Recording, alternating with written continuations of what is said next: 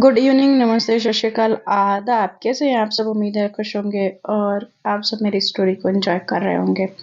तो चलिए आप सबको बताते हैं मुकद्दर का सिकंदर। और आज मैं फिर से शाम को रिकॉर्ड कर रही हूँ, तो आप सब सुनना ना भूलिए और सुनने के साथ साथ बताना ना भूलिए कि कैसी लगी आप सबको स्टोरी। तो स्टोरी के साथ साथ मैं आप सबको आगे बढ़ाते हुए और बताते हुए चलूंगी। प्रीवियस पार्ट में नहीं दूंगी, जाके आपको सुनना पड़ेगा। मैं आप सबकी चालना मेरे यूट्यूब चैनल चल में एक खूबसूरत कहानी पे आप सबका स्वागत है। तो चलिए, एक न्यूज़, मैंने दूसरा ब्लॉग चैनल क्रिएट कर लिया है। तो मैंने अभी उस पे, जैसे कि मैंने कल लाइव में बोला था कि जो मग बैंक वाला जो चैनल है उसको मैं कन्वर्ट कर रही हूँ ब्लॉग चैनल में। तो आप वहाँ पे जाइएगा, विजिट करिएगा। और अभी तो मैंने कोई वीडियो अपलोड उस पर नहीं की है, मगर जल्दी मैं उस पर वीडियो अपलोड करना स्टार्ट कर दूँगी। जल्द ही कोशिश करूँगी उस पर वीडियो आपको मिलती रहे, तो छोटा ही सही मगर मिलता रहे डेली रोज। तो आप सब जाएं, विजिट करें, शेयर एंड सब्सक्राइब कर ले, मतलब सब्सक्राइब कर लो यार, कि थोड़ा सा मेरे को होते ना प्रोत्साहित फील होगा। तो जाके सब्सक्राइब कर लो। और क्योंकि उसका जो लिंक है वो अबाउट सेक्शन में इसी चैनल पे मिल जाएगा, तो जाके विजिट कर लो। तो चलिए आप सबको बता देते हैं, ये हो गई कुछ काम की बातें।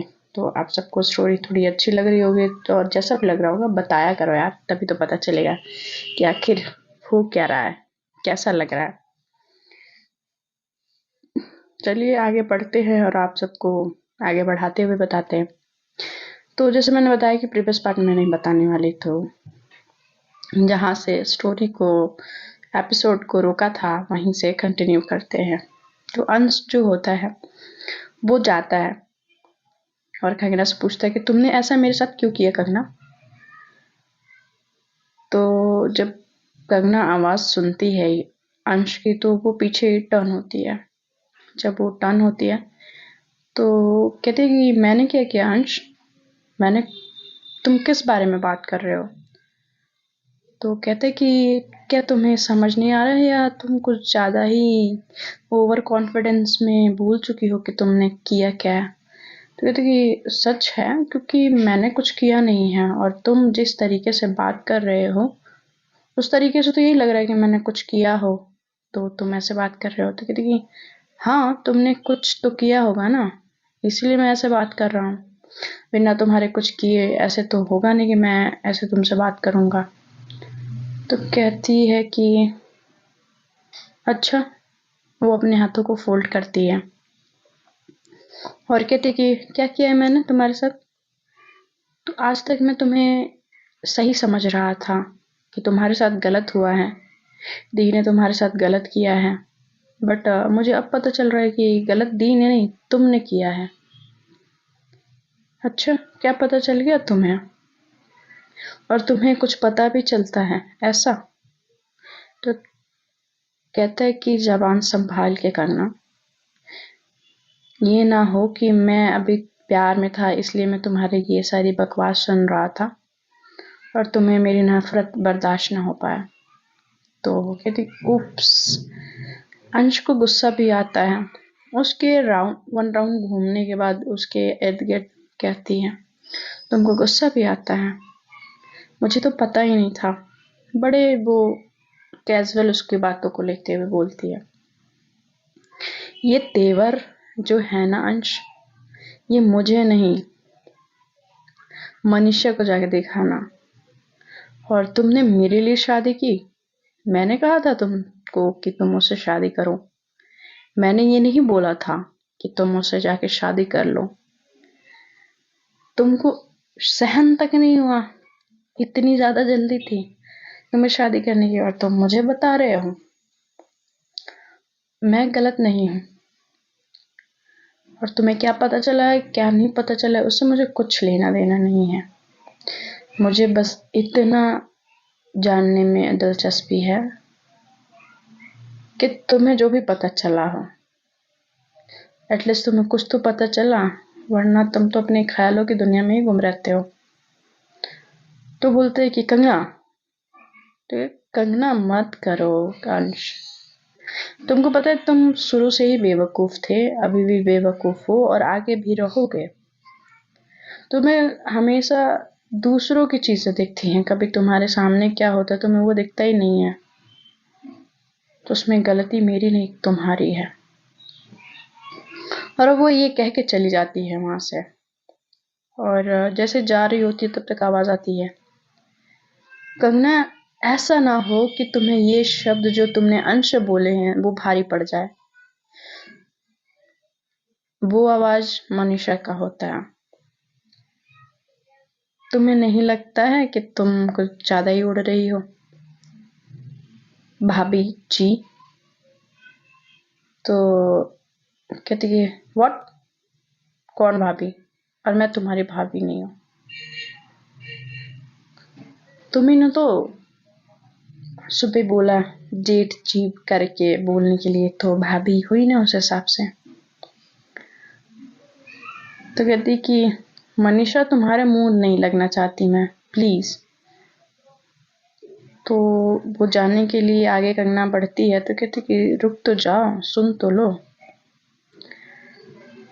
तुम्हारा खेल तो बहुत पहले ही खत्म हो चुका है कंगना, और तुम क्या चीज हो मुझे अच्छे से पता है। और अब तो अंश को भी पता चल गया है कि तुम कितनी अच्छी हो। तो अब तुम्हारा ये जो चेहरा जो अच्छाई का नकाब ओढ़ के इस घर में घूम रहा है, देखती हूँ कितने दिन टिकती हो तुम यहाँ पे। और गारंटी लिखा लो, एक ना एक दिन तुम ना इस घर से जाओगी, और कोई और नहीं, कोई दूसरा व्यक्ति नहीं, खुद तुम्हें सनी अपने हाथों से धक्के मारते हुए इस घर से बाहर निकालेगा। तो कहती कि दिन में सपने देखने अच्छी बात होती है मनीषा, मगर शायद ये सच ना हो। वहां से वो चली जाती है उन दोनों को वहां से छोड़ के, और अंश भी वहां से चला जाता है। मनीषा वहां पे खड़ी रहती है। जब अंदर दाखिल होती है, घर के अंदर दाखिल होती है, तो जैस्मिन ऑलरेडी दादा दादी के साथ बैठ के बातें कर रही होती है। जैस्मिन को बातें करते हुए देख के कंगना बिल्कुल भी उसका मूड नहीं होता किसी से बात करने का। वो अपने रूम की तरफ अपने कदम बढ़ाने लगती है, तो पीछे से शाश्वत जी जो दादाजी होते हैं वो आवाज देते हैं कंगना। तो कहती कि जी दादाजी। आओ बेटा थोड़ी देर बैठो हमारे साथ भी, और बताओ कैसे लगा ऑफिस जाके। तो आके बैठती है, कहती कि बहुत अच्छा लगा दादाजी, और सनी ने काफी अच्छे से जैस्मिन को ऑफिस घुमाया है ना जैस्मिन? तो कहती हाँ सही बोल रही है कंगना, और बहुत अच्छे से घुमाया घुमाया तो ठीक ही था, और स्टाफ से भी मिलवाया, काफी अच्छे स्टाफ हैं। तो कहते कि ओके, तो मतलब जैस्मिन मिली। तो जैस्मिन से पूछते हैं कि बेटा तुम्हारे घर में कौन कौन है, जो दादाजी होते हैं। तो दादाजी को बताते हुए जैस्मिन कहती है कि दादाजी मेरे घर में माँ है, पापा है, भाई है, और दादा दादी भी हैं। तो कहते हैं कि वाह, मतलब तुम्हें पूरे परिवार का प्यार मिला है। तो कहते हैं कि हाँ मैं बड़ी जो हूँ। तो कहते हैं कि तुम यहाँ क्या कर रही हो इस शहर में? कोलकाता तो काफी अच्छा शहर है, तुम उस शहर को छोड़ के यहाँ पे मुंबई में क्या कर रही हो? तो कहती है कि बस ऐसे ही घूमने के पर्पज से तो नहीं आई थी, मगर कुछ पढ़ाई के रिलेटेड आई थी, और बस वही था। और मेरी एक कज़न भी इधर रहती है। तो कहते कि जब दादाजी कहते हैं अच्छा ठीक है, तो कंगना बोलती है कि दादाजी मैं अभी आती हूँ ना, मुझे थोड़ा सा काम है। तो कहते हैं कि ठीक है जाओ तुम। वो चली जाती है, और उसके दिमाग में, जो कंगना के दिमाग में ना, जैस्मिन, मनीषा, अंश और जो सनी होता है, तीन चारों पांचों लोग एक साथ चल रहे होते हैं। अब वो सोच रही होती है कि क्या करें, इन सब से कैसे निपटे, कैसे निपटे, ये सोच रही होती है। बट उसको समझ ही नहीं आ रहा होता कि क्या करे। खैर धीरे धीरे वक्त बीतता है, शाम होती है, शाम ढलता है। शाम ढलने के बाद जो होता है कि अब कंगना अपने रूम में होती है और शाम के करीबन 5 बजे होते हैं। तब तक एक गाड़ी की आवाज़ आती है और जो सनी होती है वो आती है घर पे और अपना बैग सीधे लेके अपने रूम तक पहुंचती है और दरवाज़ा बंद करती है, बैग को सोफे पे फेंकती है और कहती है कि कंगना, तुम्हारी हिम्मत कैसे हुई? तुम्हें ये सब करने का तुम्हारी ज़रूरत इतनी बढ़ गई है कि तुम इतना आगे निकल जाओ। वो बौखलाई सी रहती है, जो सान्या होती है वो बौखलाई सी होती है और कंगना ने ऐसा क्या कर दिया जिसकी वजह से वो इतना ज़्यादा गुस्सा हो चुकी होती है। अभी उन दोनों के बीच अभी उनके रिश्ते ठीक भी हो रहे होते हैं और नहीं भी हो रहे होते हैं। कभी कुछ हो रहा होता तो कभी कुछ हो रहा होता। जैस्मिन की वजह से भी थोड़ी सी चीज़ें मैसअप होती हैं और अब तो अंश को सब कुछ पता है। अब ऐसा क्या हो गया, कहते नहीं, कभी कभी गलत फहमी होती है तो उस पे एक परत चढ़ती चली जाती है, एक पे एक, एक पे एक, एक पे एक। उन दोनों के बीच भी अब वही हो रहा होता है। कभी कभी उनके बीच की जो दूरियां होती हैं, जो थोड़ा सा मनमुटाव होता है, कम होते होते फिर बढ़ जाता है। तो जब ऐसे चिल्लाते हुए कंगना पे पूछती है सान्या, तो कंगना कहती हुआ क्या है, बताओगी? तो कहती कि अच्छा तुम्हें नहीं पता, तुम बहुत भोली हो ना। तुमको उस दिन ही समझाया था कंगना कि तुम मेरी फैमिली को थोड़ी सी चोट पहुंचाओगी तो मैं तुम पे दुख का पहाड़ तोड़ डालूंगी। तुम्हें पता है ना, और मैं ये चीज़ कर सकती हूँ। मुझे ये करने में बिल्कुल पछतावा नहीं होगा तुम्हारे साथ। तुम्हें क्या लगा कि मुझे कभी पता नहीं चलेगा कि तुम क्या कर रही हो? या तुम्हें ये लगता है कि तुम ज़्यादा समझदार और ज़्यादा इंटेलिजेंट हो? मैं बेवकूफ़ दिखती हूँ तुम्हें? जब वो गुस्से से बात कर रही होती है ना, तो वो सुनने की शक्ति उसके पास नहीं होती है। वो कंगना को बोलने का मौका ही नहीं देती है, क्वेश्चन क्वेश्चन पूछे जा रही होती है। कहती कि तुम्हें मिल क्या रहा है ये सब करके कंगना? हाँ, तुम्हें कौन सी खुशी मिल रही है?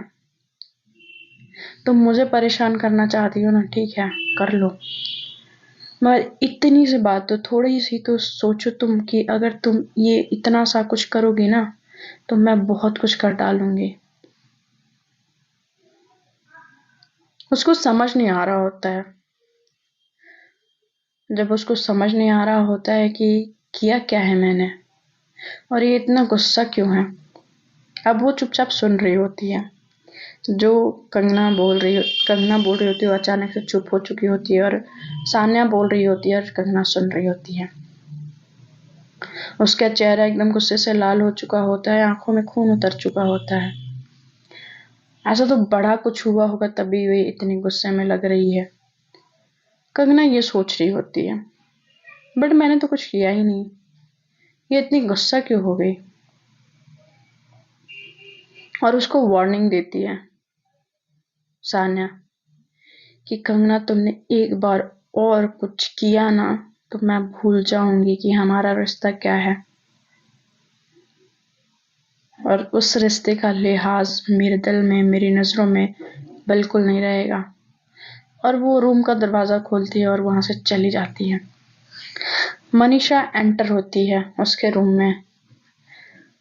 तो जेठानी जी, कैसा लगा मेरा सरप्राइज आपको? जेठ जी के हाथों, या यूं कह ले कि सनी के हाथों। जहां तक मुझे उम्मीद है आपको काफी अच्छा लगा होगा।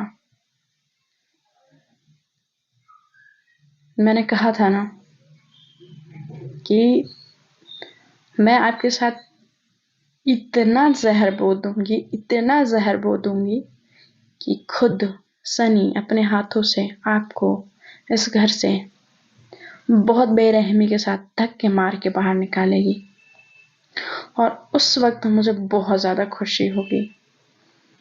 तब उसको समझ में आता है कि मनीषा ने कुछ किया है, पर किया क्या है उसको तो पता ही नहीं है। अब उसको कैसे पता चलेगा? और यूं इस तरह गुस्सा करके जो गई होती है सान्या, कंगना की इतनी हिम्मत नहीं होती है कि वो जाके सान्या से पूछ सके कि उसने किया क्या है। अब वो कैसे पता चलेगा? अब वो सोच रही होती है। जो मनीषा होती है वो हंसते हुए वहां से चली जाती है और उस वक्त कंगना कुछ नहीं बोलती। कंगना चुप रहती है। अब क्या हुआ है? अब मैंने क्या किया है? वो थोड़ी देर अपने रूम में टहलती है, इधर उधर आती जाती है। तो जो उसकी सास जो यशी जी होती हैं वो आती हैं, कहती हैं कि क्या हुआ कंगना? तो कहती कुछ नहीं माँ, आप यहाँ? तो कहती कि हाँ तुम्हारा रूम खुला था और तुम इतनी परेशान लग रही हो, घूम रही हो, क्या हुआ? सब ठीक है? और सनिया आ गई है, मेरे को पता नहीं चला, उसने कुछ खाया? तो कहती कि नहीं माँ। तो उसको खिला दो बेटा कुछ, उसको भूख लगी होगी। तो कहती कि जी माँ मैं लेके आती हूँ और मैं खिला देती हूँ। तो पर वो है कहाँ? तो कहती कि माँ पता नहीं, अभी तो थी रूम में ही, अभी वो कहीं गई हैं। वो कहती कि ठीक है, तुम दोनों ही खा लेना और उसको भी खिला देना। तो कहती कि ठीक है माँ। आप कहीं जा रहे हो? तो कहती कि हाँ वो बगल पड़ोसन है ना जो हमारी, उनके यहाँ जा रही हूँ, उनके यहाँ पूजा है तो उन्होंने बुलाया था। तो कहती हैं कि ठीक है। वो अब सोच रही होती है कि वो तो गुस्से में है और वो कैसे जाए उसके सामने, और जिस तरीके से वो बात की होती है अब उसको समझ नहीं आ रहा होता कि वो जाके कहेगी क्या, उसको तो पता ही नहीं होता है। तो वो नीचे जाती है और कॉफ़ी बनाती है और 2 मग में लेती है और लेके वो आती है। उसको जहाँ तक उम्मीद होती है कि वो टेरेस पे मिलेगी, तो वो उधर जाती है तो देखती है तो वहाँ पे चुपचाप वो खड़ी होके बाहर की तरफ देख रही होती है। जो बाहर का शोर आना जाना जो दिख रहा होता है वो चुपचाप वहाँ पे खड़ी होती है। तो कंगना दबी आवाज में कहती है कि कॉफी। तो वो टर्न होती है, देखती है कि शानिया, जब टर्न होकर जब देखती है कि कंगना है तो कहती है नहीं थैंक्स। तो कहती है कि मुझसे गुस्सा हो, कॉफी से थोड़ी ना, पी लो प्लीज। तो कहती है कि ओके, यहाँ रख दो और जाओ यहाँ से। सान्या जो होती है ना काफी रूड साउंड कर रही होती है। अब ये रूडनेस क्यों रहता है? क्योंकि वो समझ नहीं रही होती हैं या वो समझा भी नहीं पा रही होती है कि क्या चल क्या रहा है उनके आखिर मन में।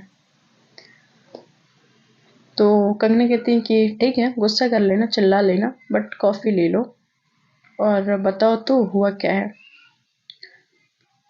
तो वो टर्न होते कहती कि तुम पूछ रही हो कि हुआ क्या है? हाँ, तुम्हें नहीं पता है कि तुमने क्या किया है? तो कहती है कि सच में मुझे नहीं पता है कि मैंने क्या किया है। प्लीज थोड़ा ठंडे दिमाग से बात करो, थोड़ा तो सोचो।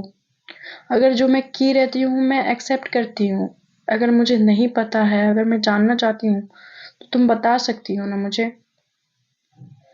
तो कहती है कि तुम्हें कंपनी में गड़बड़ करने की जरूरत क्या थी? हाँ, तुम्हारा भाई, तुम्हारी फैमिली, मतलब सब लोग तुम ऐसे ही हो क्या? कुछ ना कुछ गड़बड़ करने वाले लोग। जब वो गुस्से में बोल रही होती है तो थोड़ा सा कंगना अपसेट हो जाती है और फिर वो गुस्से से बोलती है कि खुद तो जैसे दूध के धुले हो ना, तुम्हारी फैमिली बहुत दूध की धुली है। मैं तब से सुन रही हूँ, तुम तब से सुनाए जा रही हो। मैं पूछ रही हूँ ना कि हुआ क्या है तो तुम बता क्यों नहीं रही हो, उल्टा सुनाए जा रही हो। तुम्हारे लिए मैं कॉफी लेके आई, तुम उसका शुक्रिया नहीं कर रही, मगर तुम मुझे सुनाना जरूर है तुमको। तो कहती कि ओ, तुमने तो बहुत एहसान कर दिया मुझे, मेरे लिए कॉफी लाके। तुमसे मांगा कौन? तो कहती कि माँ ने बोला था इसलिए मैं लेके आई। वरना मुझे कुछ नहीं पड़ा है। और वो कॉफ़ी दे के जाने लगती है, तो उसको उसके हाथों से उसको खींचती है और कहती है कि सुनो कंगना, जब तक मेरे पास सहन शक्ति है तब तक तुम्हारी हर एक बदतमीजी मैं बर्दाश्त कर रही हूँ। जिस दिन मेरी सहन शक्ति खत्म हुई तो मुझसे बुरा कोई नहीं होगा। और उसके हाथों को छोड़ते हुए और वहां से जो कॉफी का मग होता है लेके वो चली जाती है। वो समझ जाती है कंगना की काफी कुछ बड़ा हुआ है, इसलिए वो इतने गुस्से में है। ये छोटी मोटी बातों से इफेक्ट नहीं होती है, मगर कुछ बड़ा ही हुआ है इसीलिए इतना ज्यादा इफेक्ट हो रही है। पर उसको कंगना को समझ आ जाता है कि कुछ तो बड़ा हुआ है, कुछ गलत हुआ है, क्योंकि ये इतनी छोटी छोटी बातों पे इतना ज्यादा इफेक्ट नहीं होती है। और मैंने क्या क्या है इसको कैसे पूछूं मैं, कैसे ये बताने के लिए तो तैयारी ही नहीं है। अब करूँ तो करूँ क्या। अब वो इस सोच में डूब जाती है। अब वो सोच रही होती है कि ठीक है, थोड़ा गुस्सा ही करेगी मगर बता तो देगी, और कोई रास्ता भी तो नहीं है। वो पीछे पीछे जाती है फिर से। उसको बिल्कुल ही दिमाग में ये सारी चीज़ें नहीं होती कि वो इरिटेट हो सकती है, गुस्सा करेगी, क्या करेगी। वो उससे उसको कुछ लेना देना नहीं होता है। तब तक उधर से आते वक्त जैस्मिन जो होती है वो आवाज़ देती है सनी को। सनी उसकी आवाज़ बिना सुने ही वो अपने कमरे में चली जाती है और दरवाज़ा जो होता है वो धड़ाम से बंद करती है। जो दरवाज़ा धड़ाम से बंद करती है आवाज़ बहुत तेज़ आती है। तो वो जब आती है और पूछती है, वो पूछती है कि क्या हुआ कंगना, सब ठीक है। ये मुझे सनी इतने गुस्से में क्यों लग रही है, क्योंकि मैंने आवाज़ दी फिर उसने रिप्लाई तक नहीं किया। तो ये कुछ नहीं है, वो ठीक है, कुछ ऑफिस का काम है इसलिए वो सुननी नहीं होगी। तुम परेशान मत हो, वो खुद ही बात कर लेगी। वो कहती है कि ठीक है, ये कॉफ़ी मेरे लिए। तो कहती है कि हाँ ले लो। वो दे देती है उसको कॉफ़ी और वो फिर नीचे चली जाती है। नीचे जाके वो अभी किचन में सोच ही रही होती है, तब तक वहाँ पे अंश आता है और उसको देखते हुए कहते हैं कितना अफसोस हो रहा है ना तुम्हें ऐसे देख के कि आज तुम अपने जाल में खुद ही फंस चुकी हो। जो तुमने खेल शुरू किया था ना, उस खेल का आग ने कहीं तुम्हें झुलसा ना दे करना। तो अंश के पास वो 2 कदम बढ़ाते हुए बोलती है कि डोंट वरी अंश, तुम मेरी चिंता मत करो, तुम अपनी चिंता करो। कहीं उस आग में हाथ जो सेक रहे हो ना, कहीं तुम्हारे हाथ ना जल जाए, उसका ध्यान रखना। और वहां से वो कह के चली जाती है। जब वो जाती है अंश उसको देखता हुआ खड़ा रहता है। अब वो अपने रूम में जाती है। अब वो सोचती है कि कैसे पूछे इससे, अकड़ू से। और ये अभी तो बताएगी भी नहीं, बहुत गुस्से में है। क्या करूँ क्या करूँ। फिर वो सोचती है कि मैं कविता को मैसेज करती हूँ। उसके सामने बैठ के ही वो मैसेज कर रही होती है। मैसेज जो कर रही होती है उसकी वजह से जो मैसेज का जो वाइब्रेट जो हो रहा होता है उससे वो थोड़ा सा चिड़ी हुई होती है, तो वो और ज़्यादा इरिटेटिंग लगता है उसको। फिर उसकी चूड़ियों का आवाज़, फिर उसके पायल की आवाज़, मतलब बहुत सारी चीज़ें उसको काफ़ी ज़्यादा इरिटेट कर रहा होता है। तो वो जानबूझ के एक तरह से कर भी रही होती है कि वो खुद से बोले।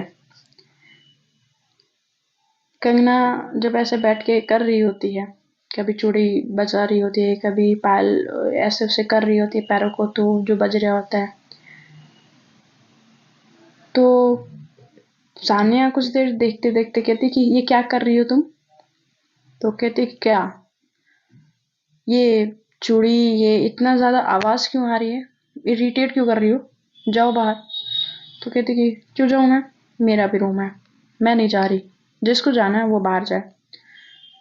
तो वो कहती है कि तुम क्या चाहती हो कंगना। तो कहती कि तुम क्या चाहती हो। तो कहती कि शांति सुकून, अभी मुझे शांति सुकून चाहिए, प्लीज़ जाओगी यहाँ से? तो कहती है कि नहीं जाऊँगी, ये आधा कमरा मेरा है।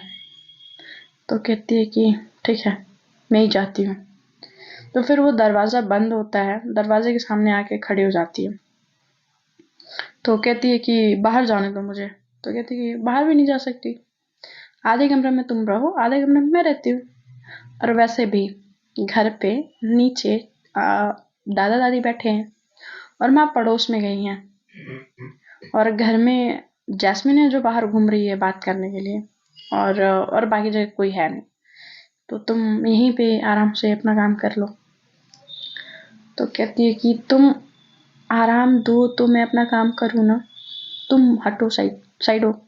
तो कहती कि नहीं होंगी। तो कहती कि यार तुम इरिटेट क्यों कर रही हो मुझे? तो कहती कि मैं तुम्हें इरिटेट कर रही हूँ कि तुम मुझे इरिटेट कर रही हो? तो कहती कि मैंने क्या किया? तो कहती कि तुम्हें सच में नहीं पता है कंगना कि तुमने क्या किया है? तो कहती कि सच में मुझे नहीं पता है मैंने क्या किया है, प्लीज बता दो। तो कहती है कि कंपनी में जो घोटाले हुए हैं, हाँ, और जो घोटाले हुए हैं वो तुम्हारे नंबर पे कैसे ट्रांसफर दिखा रहा है? तुम्हें पता नहीं है ना? जब तुम्हें पता नहीं है तो ये ट्रांसफर हुआ कैसे तुम्हारे नंबर पे? और ये तुम्हारे ही फोन से कॉल्स गए हैं, तुम्हारे ही बैंक अकाउंट में पैसे ट्रांसफर हुए हैं कंपनी के, और तुम्हें नहीं पता है। कंगना, मुझे लगा था ना कि तुम सिर्फ मुझसे नफरत करती हो, मेरी फैमिली से नफरत करती हो, मगर तुम मुझे इस तरह से बर्बाद करना चाहती हो, मुझे नहीं पता था। और तुम्हें कहा ही था मैंने कि अगर तुम्हें कुछ भी चाहिए, कुछ भी चाहिए, ए टू जेड कुछ भी चाहिए, तो तुम मुझसे बोल देती ना, मैं तुम्हें दे देती। पापा ने उस दिन डॉक्यूमेंट्स दिए थे, मतलब तुमने उसका ये फायदा उठाया था? तो कहती कि सनी मेरी बात ध्यान से सुनो, अभी मेरी बात तुम सुन लो।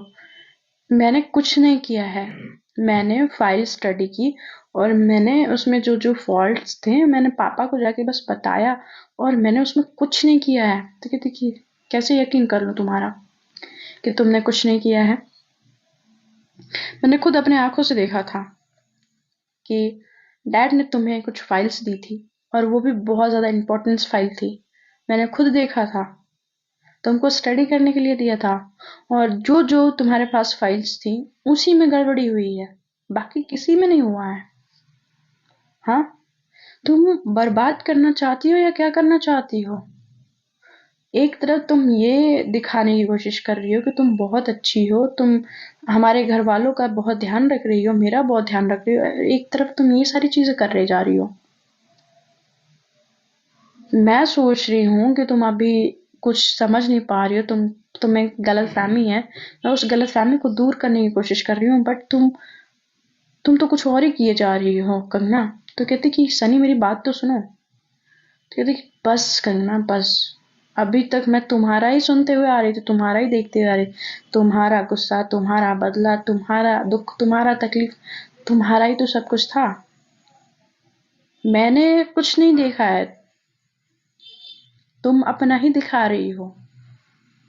दीदी तुम्हें भरोसा नहीं तो तुम बात कर लो कविता से, मैंने ऐसा कुछ नहीं किया है। तो कहते कि अगर तुमने कुछ नहीं किया तो ये सारे ट्रांसफर तुम्हारे नाम पे कैसे, और तुम्हारे अकाउंट में कैसे, ये फ्रॉड्स कैसे हुए हैं अगर तुमने हेल्प नहीं किया, तुमको पता नहीं है? तो कहती कि वो मुझे नहीं पता कैसे ये सारी चीजें दिखाया जा रहा है, बट मैंने ऐसा कुछ नहीं किया है। तो कहती है कि कंगना तुम ऐसा कुछ बोलो जिस पे मुझे भरोसा हो, ऐसा तुम कुछ मत बोलो कि जिस पे मुझे भरोसा ही ना हो।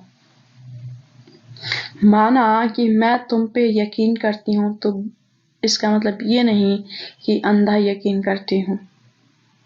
मुझे पता है कि मैं क्या हूँ और तुम क्या हो। प्लीज थोड़ा सा मेरी बातें अगर तुम्हें समझ आ रही होंगी तो उन बातों को ध्यान से सोच के समझ के अपने थॉट में ना क्लियर आउट करो कि तुम चाहती क्या हो, और वो उसको दरवाजे से हटा के दरवाजा खोल के चली जाती है। कंगना परेशान हो उठती है कि आखिर ये हुआ कैसे और मनीषा ने कैसे किया ये।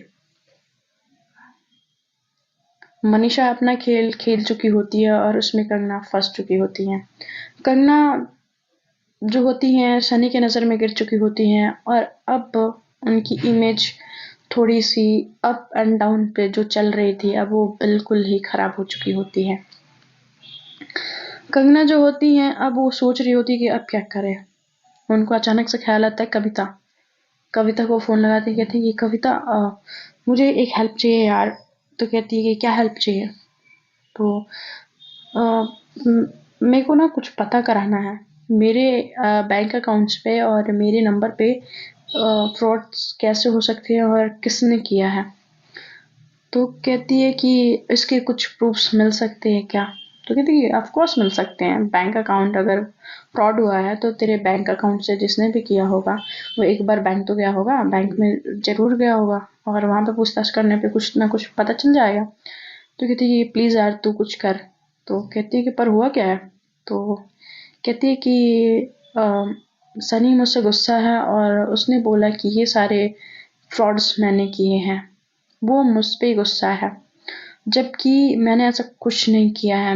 मेरा ऐसा ऐसा बिल्कुल सोचना नहीं था और ये कैसे हुआ है कौन किया है मुझे कुछ पता नहीं है और जिस पे मुझे डाउट है उसके लिए मेरे पास पुख्ता सबूत नहीं है कि अपनी बात को मैं सच कर सकूं।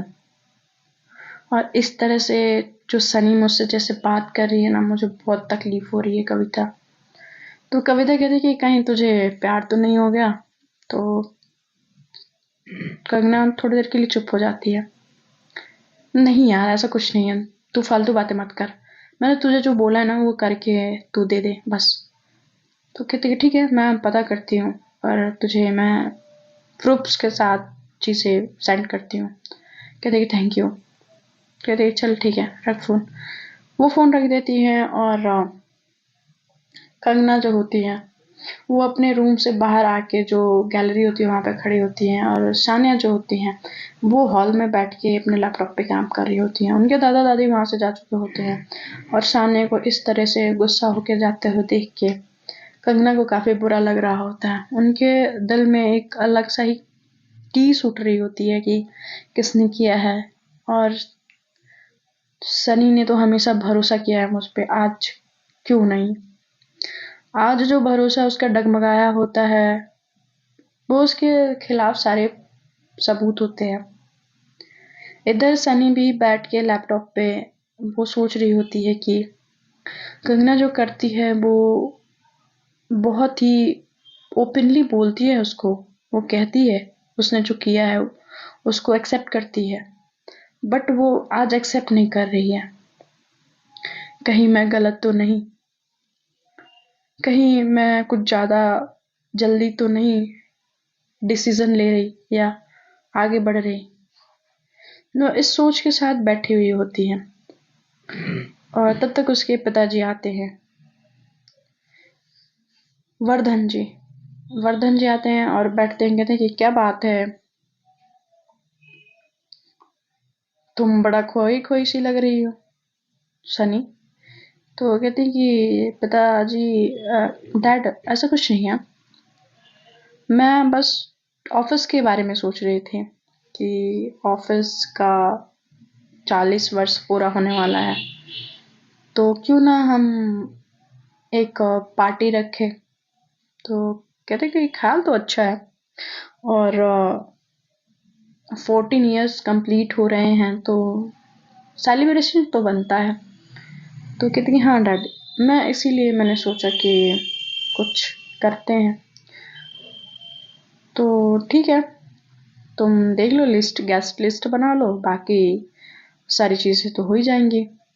तो कहती हाँ डैड मुझे आपसे कुछ बात करनी थी। तो कहते हैं कि हाँ बेटा बोलो।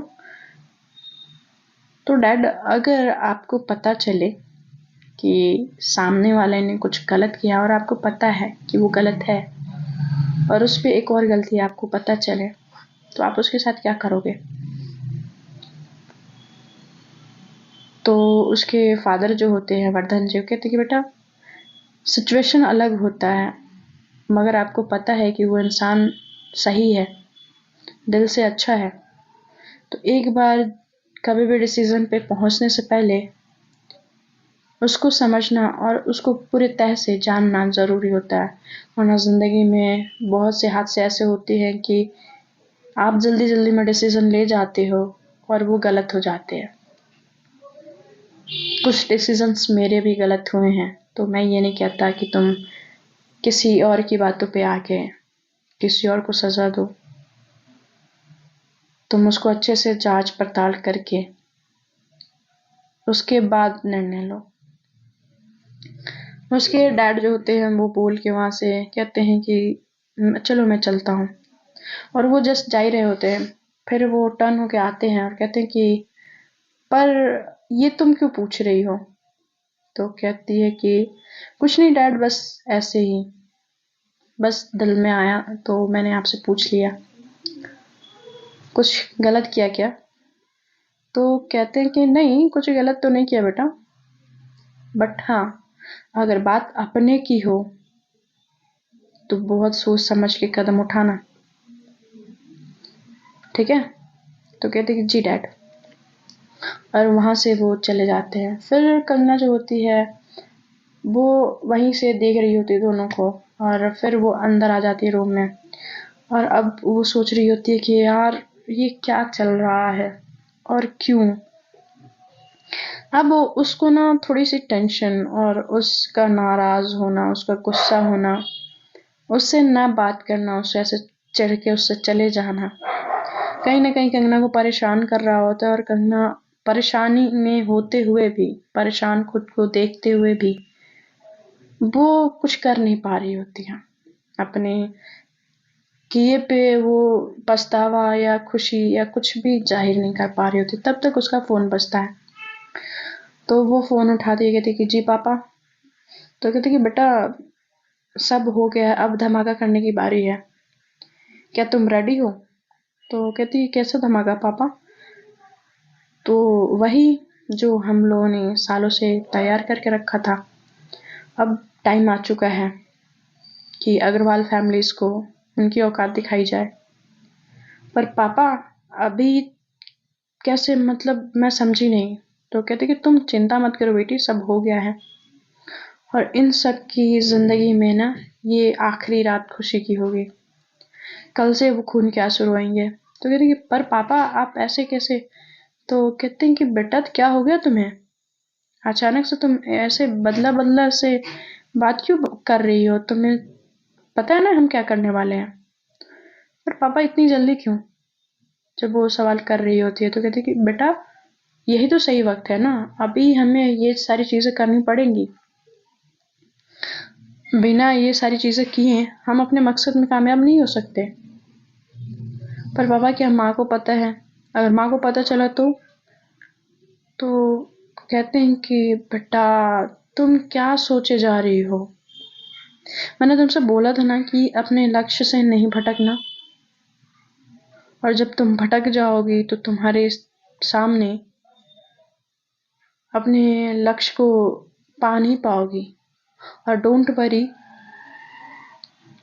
जो सान्या ने बोला था और राहुल हमें मिल चुका है, और राहुल से मेरी बात हो चुकी है, अब कोई खतरे की बात नहीं है, अब हम अपना काम कर सकते हैं। पर पापा मेरी बात तो सुनिए, ये कहते हैं बेटा कुछ नहीं, चलो सब ठीक है, रिलैक्स, कुछ नहीं होगा, और वो फोन रख देते हैं।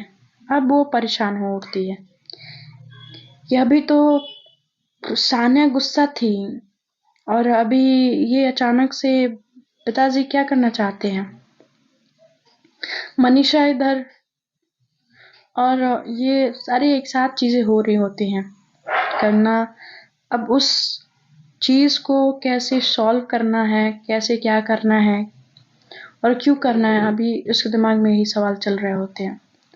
तब तक जो सान्या होती है वो नीचे से ऊपर आ चुकी होती है, और कंगना को ऐसे टहलते हुए देख के बिना कुछ बोले लैपटॉप को रखती है और अपने बेड साइड जाके वो लेट जाती है।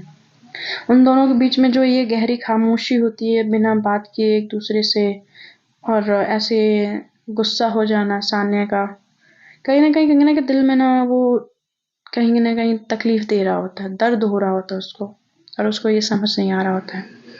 उसको इस तरह से रूठा हुआ देख के, गुस्सा देख के उसको अलग ही दर्द महसूस हो रहा होता है, क्योंकि सनी ने कभी भी कंगना को इस तरह से नाराजगी नहीं दिखाई होती है।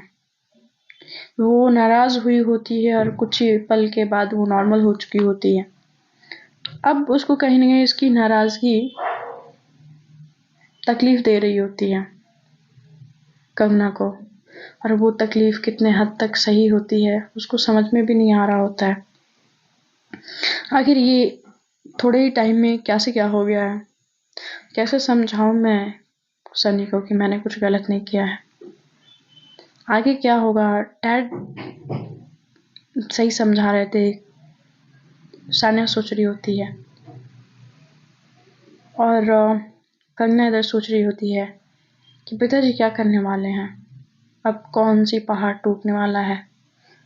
अब ये इन दोनों की जो रिश्ते की शुरुआत होती है ना, थोड़ा खींचातानी और थोड़े बहुत चीज़ों से जो स्टार्ट हुई होती है, वो धीरे धीरे रिश्ते जो होते हैं रंग दिखाना स्टार्ट हो चुका होता है। उनके ज़िंदगी में थोड़ी थोड़ी चीज़ें बदलना चालू हो चुका होता है।